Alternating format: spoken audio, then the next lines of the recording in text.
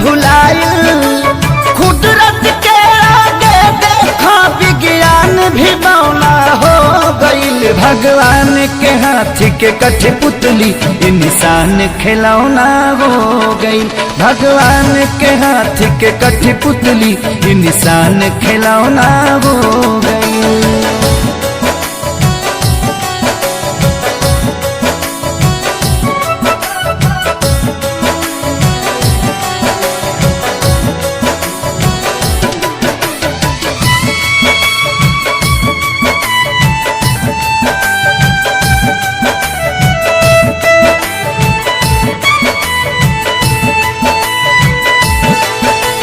सब कर धन के ऐठल घर में बैठल बैठल मेट गईल।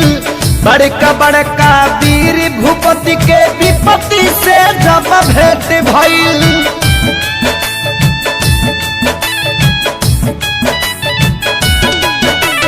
सब कर धन के ऐठल घर में बैठल बैठल मेट गईल।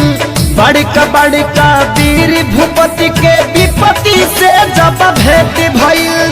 त्राजिमाम जगत में भइल जब काम घिनौना हो गईल। भगवान के हाथ के कठपुतली इंसान खिलौना हो गई।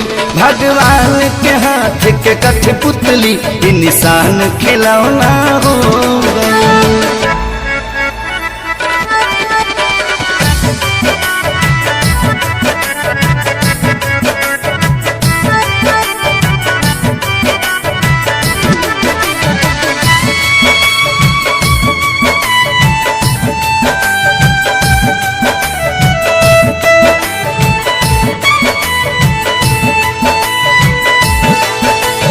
माथी पकैसन मौत नाचे देखनी जब नजार हो।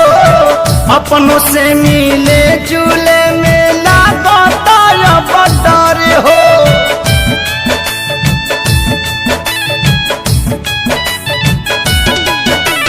माथी पकैसन महुअत नाचे देखनी जब नजार हो।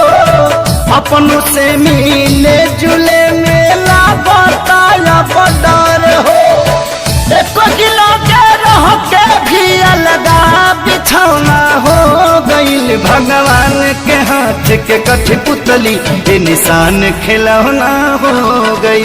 भगवान के हाथ के कठपुतली इंसान खिलौना हो गई।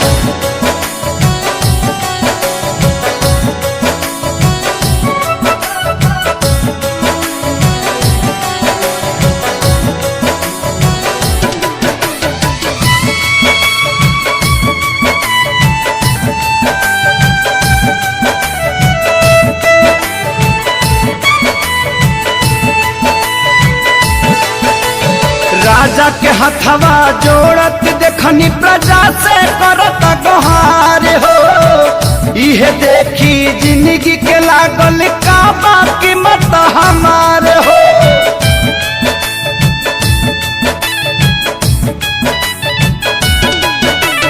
राजा के हथवा जोड़त देखनी प्रजा से करत गुहार हो। इहे देखी जिंदगी के लागल का बाकी मत हमारे हो। हलचल खेसारी धनंजय पभारी एगो किरौना हो गईल। भगवान के हाथ के कठपुतली इंसान खिलौना हो गईल। भगवान के हाथ के कठपुतली इंसान खिलौना हो गईल।